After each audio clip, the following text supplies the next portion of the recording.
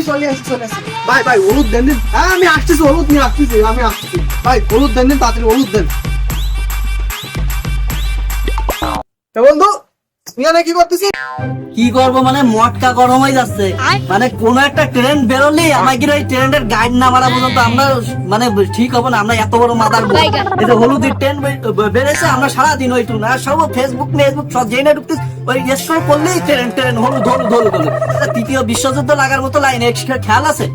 ওই যে ইরান আর আমেরিকা আর ইসরায়েলের মধ্যে যা আছে, এ যদি হয় আমাকে তো কোনো গবেষণা কেন্দ্র নেই, উন্নয়নের কোনো নেই, কোনো প্রোটেক্ট ব্যবস্থা নেই।